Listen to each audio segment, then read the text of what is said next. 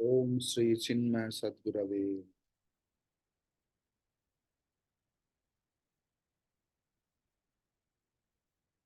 আমরা রামচরিত মানসের বড় হৃদয় মর্মী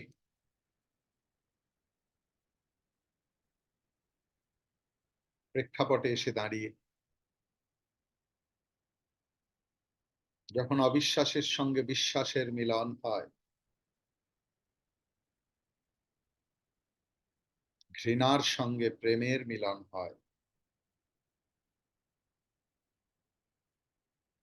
তখন বিশ্বাস জয়ী হয়, প্রেম জয়ী হয়। আমাদের সমস্ত ভ্রান্ত ধারণা দূরে চলে যায়।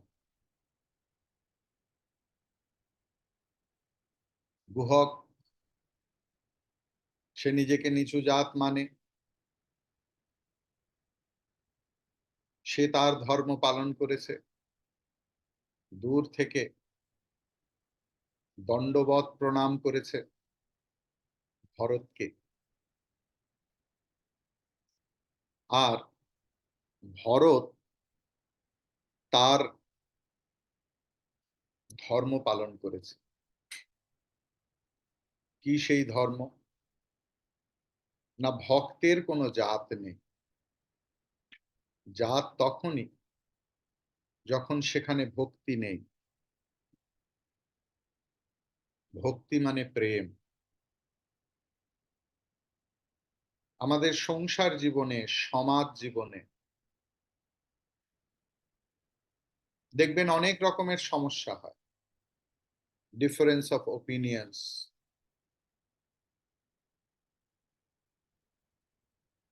আমরা তখন সেগুলোর সমাধান করতে যাই। সাধারণ আমরা সমস্যার সমাধান করতে যাই, কিন্তু আমরা একবারও খুঁজে দেখি না সমস্ত সমস্ত সমস্যার মূলে রয়েছে প্রেমহীনতা। আমরা যদি সেই প্রেমটাকে রিপেয়ার করে নিই, সমস্যাগুলো ডিসঅ্যাপিয়ার করে যাবে, বিলীন হয়ে যাবে। তাই ভরত রাজা, সে একটি ছোট জাতের অতি নিম্নবর্গীয়, অতি নগণ্য রাজ্যের দৃষ্টিতে, রাজার দৃষ্টি সে কিন্তু সেই চোখে দেখলো না। আমাদের এই আইডেন্টিফিকেশন গুলো খুব দরকার।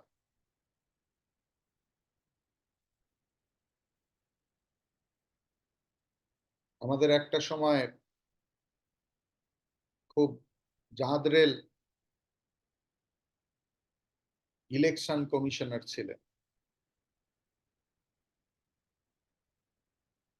তার ব্যক্তিগত ছবিতে দেখা গেছে যে যার ভয়ে দেশের প্রধানমন্ত্রী থেকে মুখ্যমন্ত্রী থেকে সবাই ভয়ে থরহরি কম্প, তিনি ঘরে ঘোড়া হয়েছেন আর তার নাতি তার পিঠে বসেছে।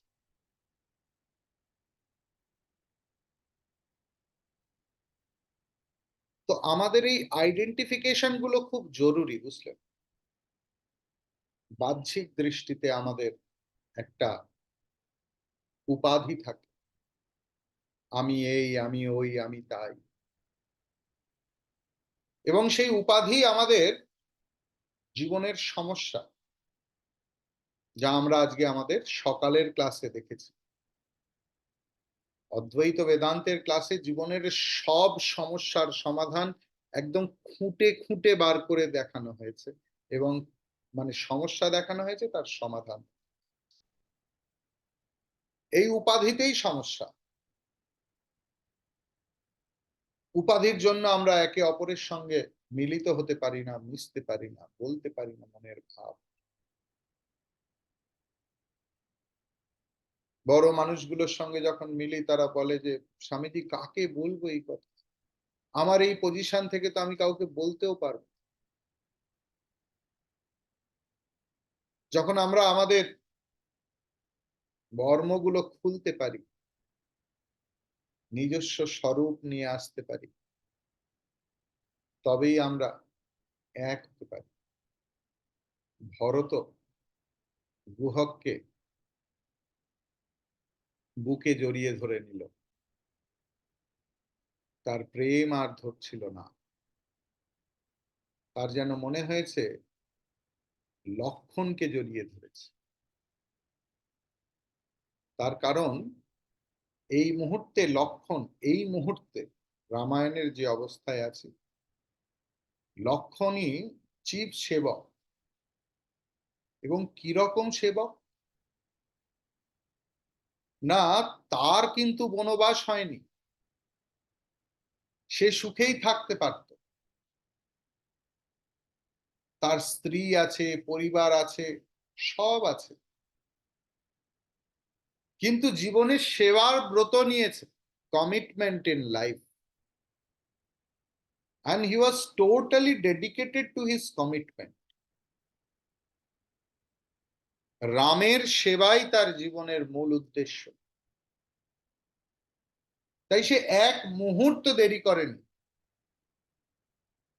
তার সাম্রাজ্য, তার রাজ সুখভোগ, তার মা, তার স্ত্রী,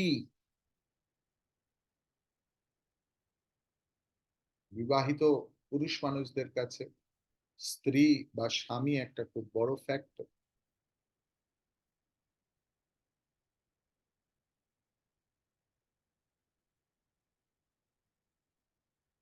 অর্থাৎ লক্ষণ এই জায়গায় আছে। লক্ষণ চরিত্রকে আমাদের বুঝতে হবে।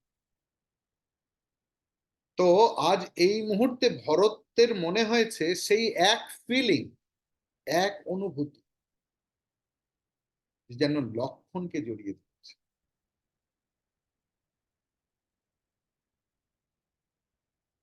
भेटत भरतो ताहि अति प्रीति लोग सिहाही प्रेम कई रीति। ভরত গুহককে খুব প্রেমপূর্ণ ভাবে আলিঙ্গন করলেন। ঈর্ষা যত ছিল গুহকের মধ্যে, প্রেমের জোয়ারে সব ভেসে গেল। এইটি মূল কথা। ধন্য ধন্য ধুনি মঙ্গল মূলা সুর সরাহি তেহি বরিসহি ফুলা। এমন প্রেমের রীতি, উথলেছে প্রেম পারাবার।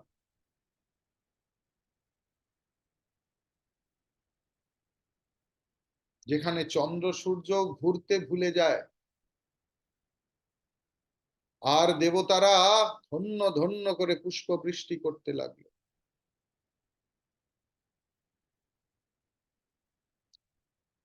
সেই সময়কার লোকাচার এরকম ছিল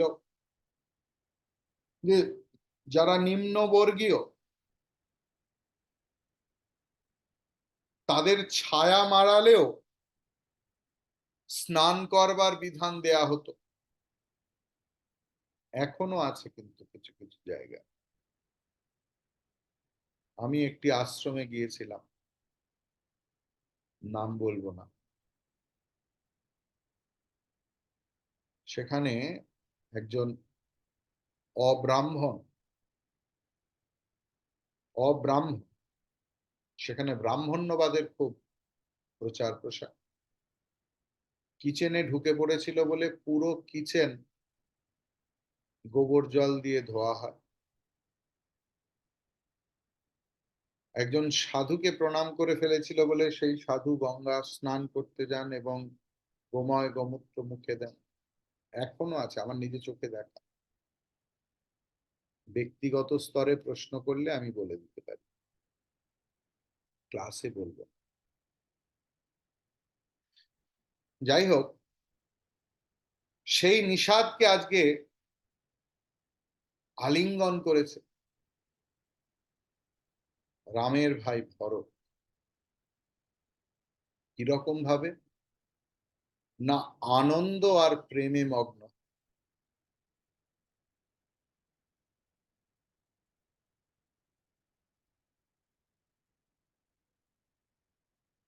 পূর্ণদাসজির একটা গান আছে না,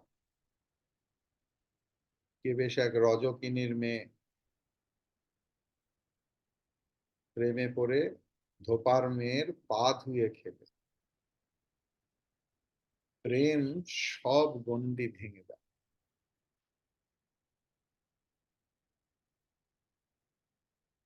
ভরতের মনে প্রাণে পুলক, এক্সাইটমেন্ট অনুভব হচ্ছে।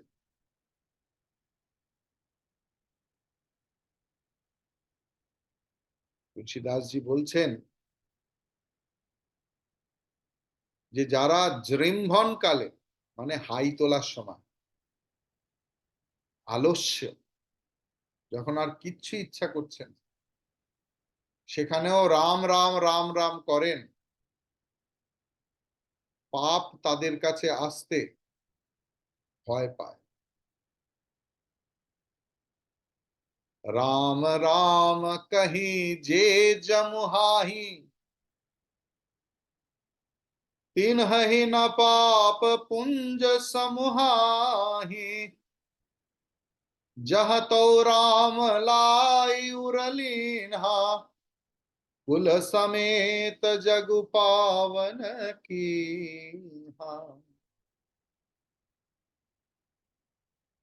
আর এই গুহক, এই নিষাদ রাজ, একে তো স্বয়ং শ্রীরামচন্দ্র আলিঙ্গন দান করেছেন। তার বংশকে পর্যন্ত, চারিদিকের যত এপার ওপার আছে সব বংশকে পবিত্র করে দিয়েছে।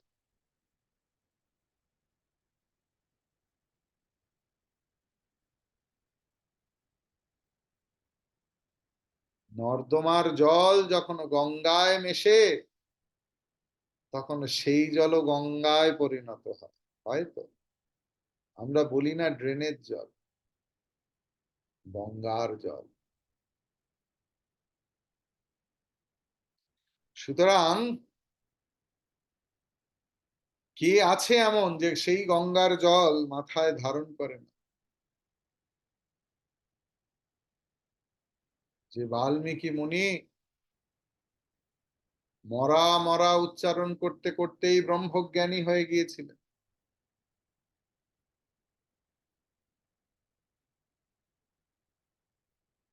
তুলসীদাসজি বলছেন, কেন তোমরা ভাবছো যে আমরা মূর্খ, আমরা পামর, আমরা চণ্ডাল, আমরা শাবর, আমরা খাসি, আমরা জবন, আমরা কোল ভিল কিরাত? একবার একবার রাম নাম বলো,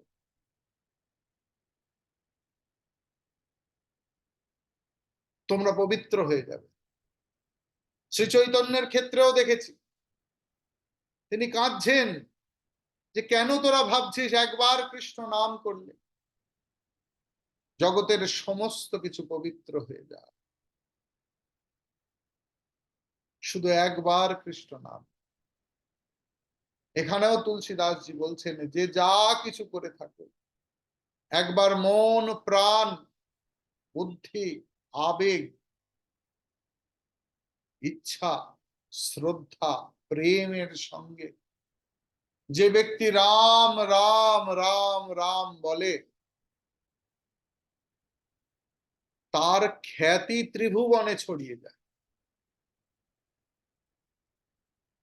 স্বপচ সবর, স্বপচ মানে যারা কুকুর খায়, কুকুর ভোগ,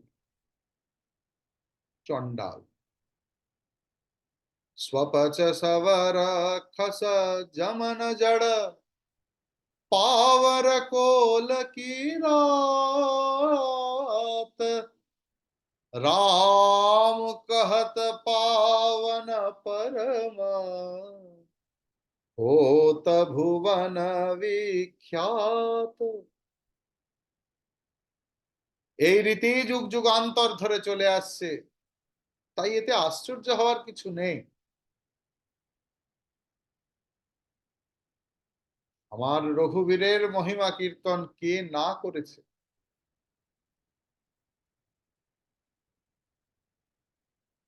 সবাই মিলে রাম রাম রাম রাম করতে লাগলো, শ্রীরাম জয় রাম জয় জয় রাম।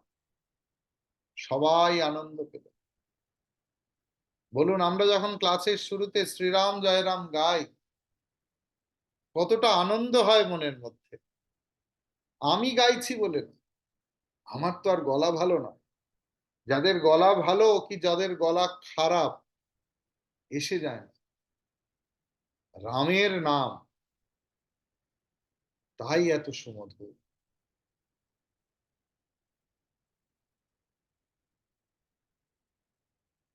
রামের বন্ধু নিষাদ রাজ গুহকের সঙ্গে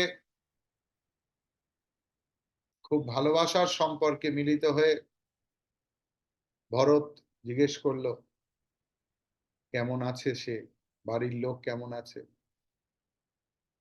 আর ভরতের এরকম আচরণ নিষাদ রাজকে আরো প্রেমময় করে।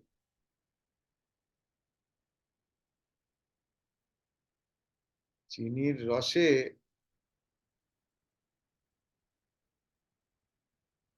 যাই কিছু ফেলো মিষ্টি হয়ে যায়।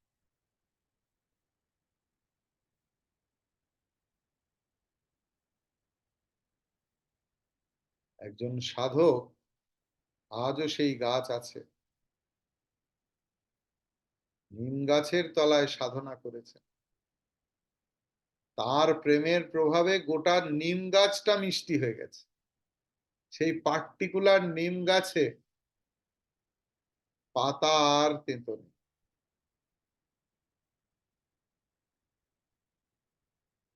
এমনি প্রেমের জোর।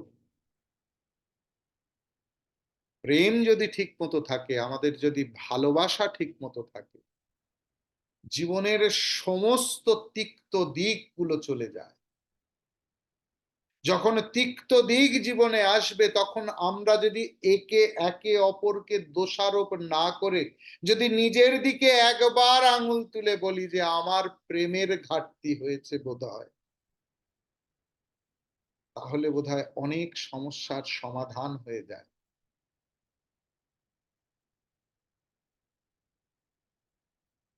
প্রেমের আধিক্যে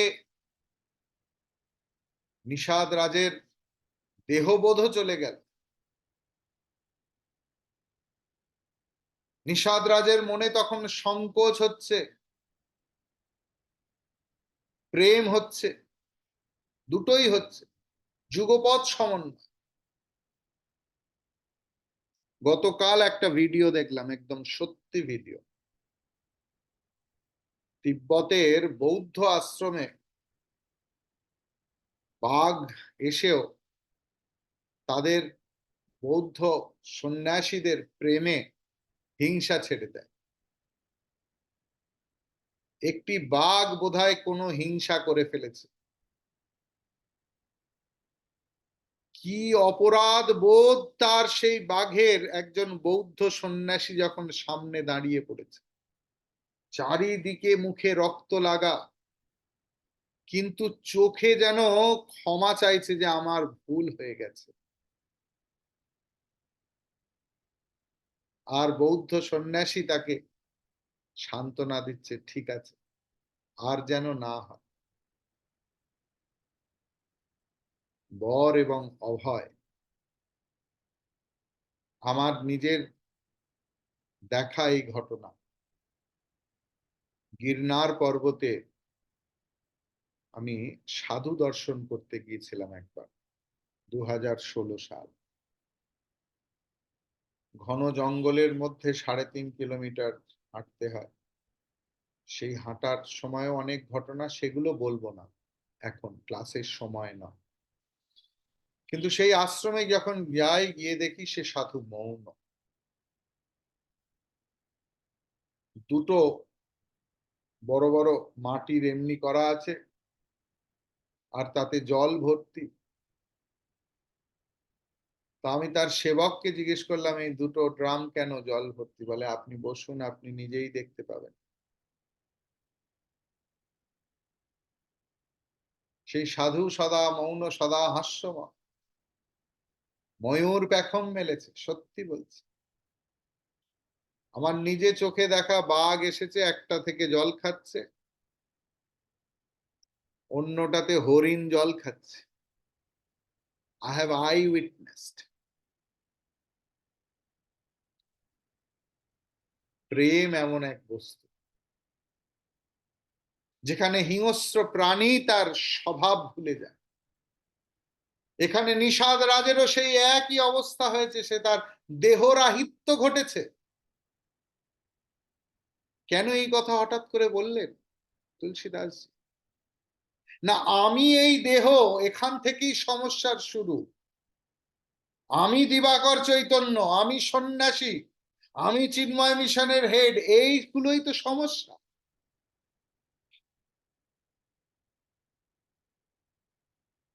আর সব আসছে কোত্থেকে? এই শরীরকে যখন আমি বলছি, তখন এই শরীরের রোগ আমার রোগ হয়ে যাচ্ছে। আর শরীর তো রোগের জন্যই সৃষ্টি হয়েছে। সেখানে জ্বর হবে, কাশি হবে, অমুক হবে, তুসুক হবে, হাঁটু ভাঙবে, হাত ভাঙবে, ভাঙবে ভাঙবে। আমার কি? তাই এখানে পরিষ্কার বললে যে তার নিজের প্রিয় দেহের বিস্মরণ ঘটল। দেখি ভরত কর শিলু স্নেহু, ভা মানে দেখে, ভা নিষাদ তেহি সময় বিদেহু। ওই দেহি হয়ে গেল, দেহের বিস্মরণ যার হয়ে গেছে, তার তো আর কোনো সমস্যা নেই। কেন? শরীরের সঙ্গে সম্পৃক্ত আছে মন, মনের সঙ্গে সম্পৃক্ত বুদ্ধি। যার এই শরীর আইডেন্টিফিকেশন টুকু চলে গেছে, তার সমস্ত সমস্যা চলে গেছে।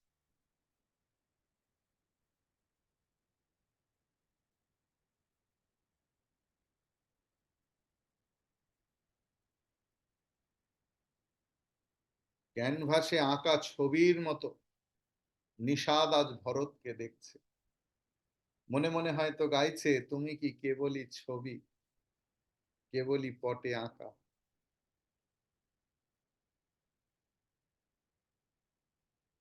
ভরতের পাদ পদ্ম বন্দনা করছে, হে প্রভু, তোমার শ্রীপাদ পদ্ম দর্শনী মঙ্গলের মূল। এই শ্রদ্ধা দরকার যে আমি যাকে জীবনে গুরু বলে মেনেছি, তার দ্বারাই আমার মুক্তি সম্ভব। সে যেমনই হোক, এমন জোর দরকার গুরু ভক্তিতে। মন্নাথ শ্রী জগন্নাথ মদগুরু শ্রী জগৎগুরু, আমার গুরুই জগৎগুরু। এই ভাব মনে এলে তবেই মনে হবে যে প্রভুর শ্রীপাদ পদ্ম দর্শন করলেই মঙ্গলের মূল। সেই চরণ যুগলেই আমার মঙ্গল লুকিয়ে আছে। তোমার কৃপায় আমার কোটি কোটি পুরুষের সঙ্গে আমিও মঙ্গলময় হয়ে গেলাম। আমার যা পেশা, আর আমি যে কুলে জন্মগ্রহণ করেছি, আর প্রভু রামচন্দ্রের মহিমা বিচার করে, মানে আমি কত, কেননা আমি তো পশু বধ করে খাই, এটাই আমার কাজ। আমি অধম। আর কোথায় অনন্ত কোটি ব্রহ্মাণ্ডের প্রভু ভগবান রাম, কিন্তু তিনি আমার মতো অধমকেও নিজের অহেতুক কৃপায় আপন করে নিয়েছেন। এইটা ভেবে যে রঘুনাথের পাদ পদ্মে ভজনা না করে, যে নিত্য তার শ্রীগুরু এবং ভগবান রামচন্দ্রের নিত্য পাদ বন্দনা না করে, সে তো সত্যি সত্যিই বঞ্চিত জগৎ। তার আর কি হবে? আমি কপট চারু, আমি আমি ভীরু, আমি দুর্বুদ্ধি, আমি অধম জাতি, এই বোধগুলো কিন্তু ভক্তের লক্ষণ। হ্যাঁ, এগুলো ইল ফিলিং নয়। আমাদের সব আধুনিক বিজ্ঞান বলে না সবসময় ইনফিরিয়রিটি কমপ্লেক্সে ভুগবে না। This is not inferiority complex, mind it. এগুলো ভক্তের লক্ষণ। ভক্ত সব সময় নিজেকে ধন্য মনে করে যে আমার মতো অধম আর কে আছে, আমি আর কতটুকু ভগবানকে ডাকতে পারি, আমি আর কতটুকু তাকে শ্রদ্ধা করতে পেরেছি, কতটুকু ভালোবাসতে পেরেছি। আহা, হে প্রভু, তুমি কত কৃপাময়, তুমি আমায় ভালোবেসেছ, তোমার হৃদয়ে স্থান দিয়েছ। मैं समको न कुटिल खल कामी, जिन तन दिया টেনে বিসরাই, ऐसे नमक हरामी। আমার থেকে কুটিল খল দুষ্টু ব্যক্তি আর কে থাকতে পারে, যে শরীর দান করেছে তাকে ভুলে গেছি, এমন নামক হারামি আমি। সুরদাসজি লিখছেন।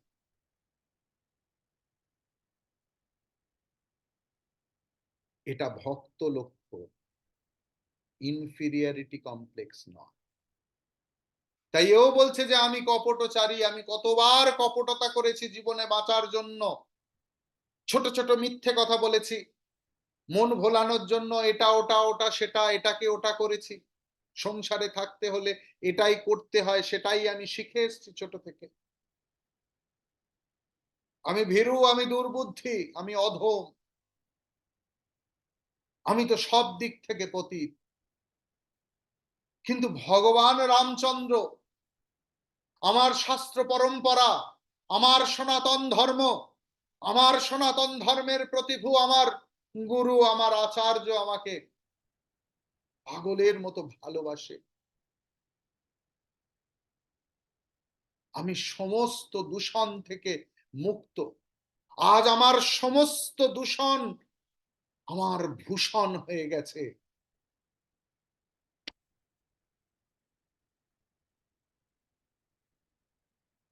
গুহকের এরকম প্রীতি, এরকম নিবেদন শুনে ভরত আর শত্রুঘ্ন তাকে আবার প্রেম দান করছে, আবার আলিঙ্গন করছে। নিষাদ রাজ তারপর নিজের পরিচয় দান করে রাজমাতাদের অভিনন্দন করলেন, আর রাজমাতারাও তাকে লক্ষণের মতো করে আশীর্বাদ করলেন যে তুমি শত লক্ষ বছর সুখে বেঁচে থাকো, সুস্থ শরীরে। প্রজারাও গুহককে দেখে খুব সুখী হলো, মনে হলো তারা যেন লক্ষণকে দেখছে। এইটা একটা বিষয়। আমরা যদি সব সময় মুখটা বাংলার পাঁচ করে থাকি, আমার চারপাশের লোক কখনো আমাকে দেখে সুখী হতে পারে না। ভক্তের লক্ষণ সে সদা আনন্দময়, হাসি খুশি থাকবে। সমস্যা সবার জীবনে আছে, কার জীবনে নেই? রামচন্দ্রের মতো বড় সমস্যা কি আমাদের হয়েছে?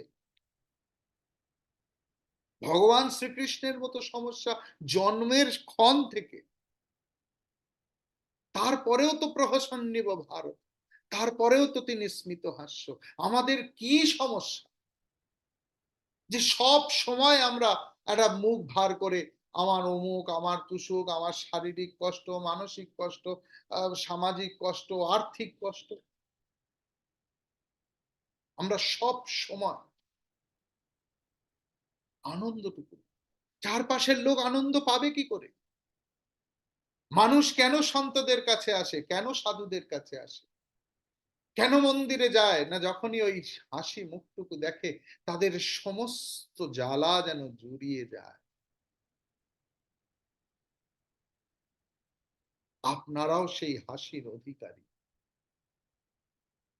আনন্দ করুন, হাসুন, প্রকৃতিতে বেরোন, দেখুন গাছকে কাটছে, ছিঁড়ছে, পাথর মারছে, পেরেক মারছে, তবু সে আনন্দে নাচছে, তবু সে নতুন পাতা দিচ্ছে, নতুন ডাল দিচ্ছে, ছায়া দিচ্ছে, ফুল দিচ্ছে, ফল দিচ্ছে, সে তার বেস্টটুকু দেওয়ার চেষ্টা করছে।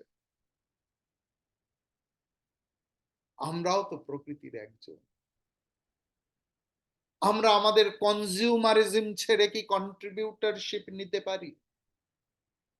শুধু দাও দাও দাও দাও না করে কি আমরা বলতে পারি নাও নাও নাও? তখন আর আমার চারপাশের লোককে খুশি বা সুখী করার চেষ্টা করতে হবে না। গাছ চেষ্টা করে না, সে তার নিজের বেগে ফুটে ওঠে। আমরাও যদি আমাদের নিজেদের বেগে ফুটে উঠি, আমাদের চারপাশের লোক এমনি খুশি হয়ে যাবে।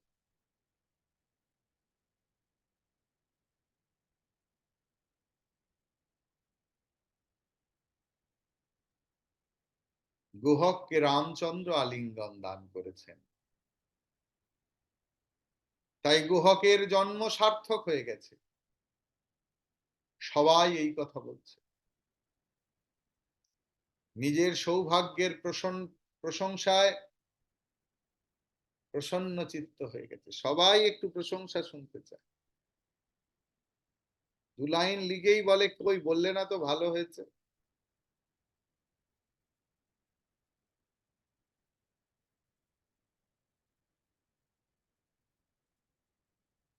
যাই হোক, বিষাদের ইঙ্গিত দেখে সেবকগণ বুঝলো যে অনুকূল পরিস্থিতি। মানে নিষাদ রাজের যত সৈন্য সামন্ত ছিল, তারাও তো দেখছে, মাপছে, বুঝতে পারলো। তারা অবরোধ এমনি থেকেই তুলে নিল। এবার তারা লেগে গেল যে অতিথিদের কিভাবে আপ্যায়ন করা যায়। কাউকে বাড়িতে, কাউকে গাছের তলায়, কাউকে সরোবরের ধারে, কাউকে উদ্যানে, বাগানে, কাউকে অরণ্যে ব্যবস্থা করে দিল, নিজেরা সব গার্ড টার্ড দিচ্ছে। এবং সবাই যখন ওই অবস্থায় আছে, সবাই সমস্বরে গান গাইতে শুরু করলো। কি গান গো? শ্রীরাম জয় রাম, জয় জয় রাম, শ্রীরাম জয় রাম, জয় জয় রাম, श्रीराम जय राम, जय जय राम, श्रीराम जय राम, जय जय राम।